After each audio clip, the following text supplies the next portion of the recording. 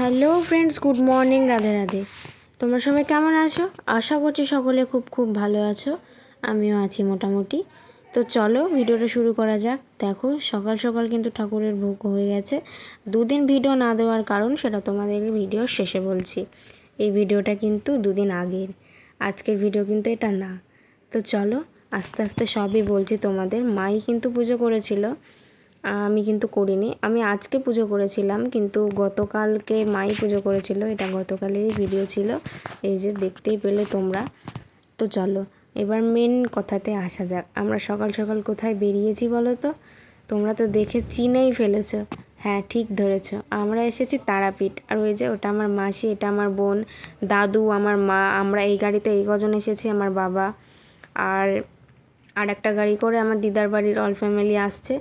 তো দেখি ওদের সাথে কখন দেখা হয়। তো আমরা যেহেতু ফার্স্ট টাইম তারাপীঠে এসেছি, আর আমার মা খুব ডাকছিল আমাকে, তাই আমি আসতে পেরেছি। অ্যাকচুয়ালি আমার ননদও ছিল। তো গেটের সামনে একটু ভিডিও করে নিয়েছি। তারপরে এই যে দেখো কী যে পরিমাণ ভিড়, ভিআইপি লাইনে টাকা দিয়ে দাঁড় করিয়েছে। এখনও লাইন দেখো কত লাইন। আমার হাতে একটা ডালা, দাদুর হাতে একটা ডালা, কারণ আমাদের দুজনারই মানসিক ছিল, সেই মানসিকের পুজো করতে হবে। আর আমাদের একজন পণ্ডিত, মানে একজন পান্ডা বলা ছিল, তো ওনাকেই 500 টাকা দিয়ে কিন্তু আমরা ভিআইপি টিকিট কেটেছি। তাও দেখো আমাদের 3 ঘন্টা লাইনে দাঁড়াতে হয়েছে। তাও মায়ের মুখ দর্শন করতে পারিনি, হালকা একটু দর্শন পেয়েছি। তো তারপরে এই যে মায়ের অন্ন ভোগ খেয়েছিলাম। ওখানে কিন্তু মাছের ভোগ দেওয়া হয় শ্মশানে।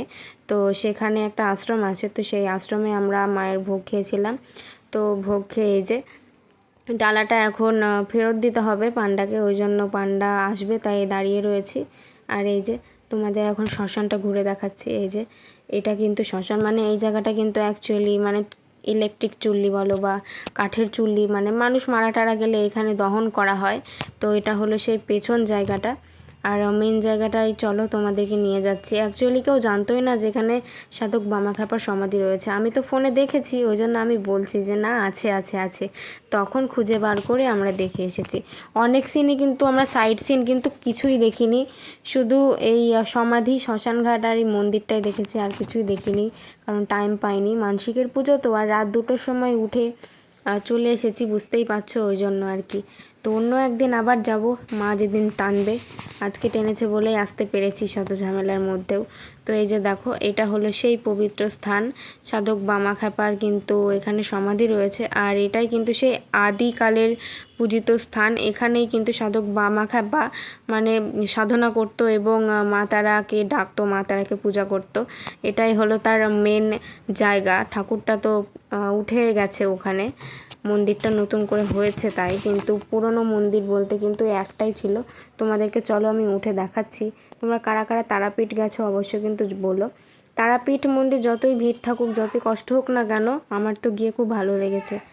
আমার ঠাকুরের স্থান মাত্রই ভালো লাগে, আমার তো বাড়ি আসতে ইচ্ছে করে না, মনে হয় যেন থেকে যায়। তো এই যে এটা হলো সমাধি স্থান, আর সমাধির ঠিক পাশেই রয়েছে তার পূজিত মা তারার এই যে মন্দির, ওটাই কিন্তু আদিকালের মন্দির। এখানেও কিন্তু পূজা হয়, এখানেই আসল পুজোটা হয়। কিন্তু আমরা বাড়ি যাচ্ছি, আর এত পরিমাণে আমার কপালে সিঁদুর লেগে গেছিলো যে মানে পুরো মুখ পুরো কালো হয়ে গেছিলো। এই যে মা কিন্তু শরীর খারাপ করছিল বলে একটু শুয়ে পড়েছে। এখন আমরা বাড়ির দিকে রওনা দিচ্ছি। এই যে আমার বোন বসে আছে, আর এই যে আমরা এখন মানে বহরমপুরে আছি, মানে বহরমপুরে এখনও ঢুকিনি, বীরভূমেই রয়েছি। বাড়ি যাওয়ার আগে তোমাদের আসল জিনিসটা দেখিয়ে দিই। এটা হলো প্রণামী বাক্স, আর এটা হলো মা তারার চরণ। তো অনেক কপাল যে চরণটা ছুঁয়ে একটু প্রণাম করতে পেরেছি, কারণ দাঁড়ানোর তো কোনো জায়গাই ছিল না। পরিমাণে মশা যে আমি কথাই বলতে পারছি না, এসে শুধু গায়ে লাগছে। তো আমরা আজকে কিন্তু তারাপীঠ বেরিয়েছিলাম রাত 2টোর সময়। তো ওখানে পৌঁছাতে 9টা বেজে গেছিলো, 9টা তো বাজবেই। আর দাদুরা তো মানে একটু গ্রামের ভিতর দিয়ে ঘুরে এসেছিলো, আর আমরা সোজা বহরমপুর হয়ে নলহাটি রামপুরহাট হয়ে এসেছিলাম। তো এক সারাক্ষণ বসে থেকে থেকে না 4-5 ঘন্টা জার্নি করে আমার কোমর পুরো খারাপ হয়ে গেছে। আর আমার মা তো অসুস্থই হয়ে গেছিলো, যেহেতু মা জার্নি করতে পারেও না। তো আমার ভীষণ ভীষণ ভীষণ ভালো লেগেছে, মা তারা চেয়েছে বলেই কিন্তু আমি মাধ্যমিকে পাশ করে গেছি গাইজ। হ্যাঁ, এই সুখবরটা তোমাদের দিয়ে দিলাম। কত পেয়েছি সেটা আমি প্রকাশ করতে চাই না, কারণ আমার মাধ্যমিক রেজাল্ট অতটাও ভালো হয়নি, আমার মনের মতো হয়নি, তাই আমি প্রকাশ করছি না।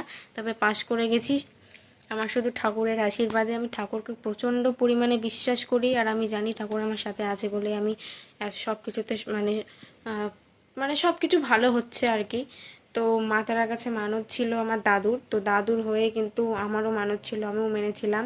এখন আমার অনেক জায়গায় মানত আছে, সেসব জায়গাতে গেলে তো তোমরা বুঝতে পারবেই। তো বাদ বাকি কথা তোমাদের কালকে বলবো। তো তার আগে তোমাদের একটা জিনিস দেখায়। এই যে এই জিনিসটা মা কিন্তু আমাকে কিনে দিয়েছে, মানে সবার জন্য। এটা কিন্তু 3D পিকচার, তোমাদের ব্যাক ক্যামেরা করে দেখাচ্ছি। দেখছো তো যে গোপাল ঠাকুরটা তাকিয়ে আছে, ঠিক ক্যামেরাটা দূরে করলে দেখো মনে হচ্ছে যে ঘুমিয়ে আছে। আবার দেখো এই যে কাছে নিয়ে আসছি, দেখো তাকাচ্ছে।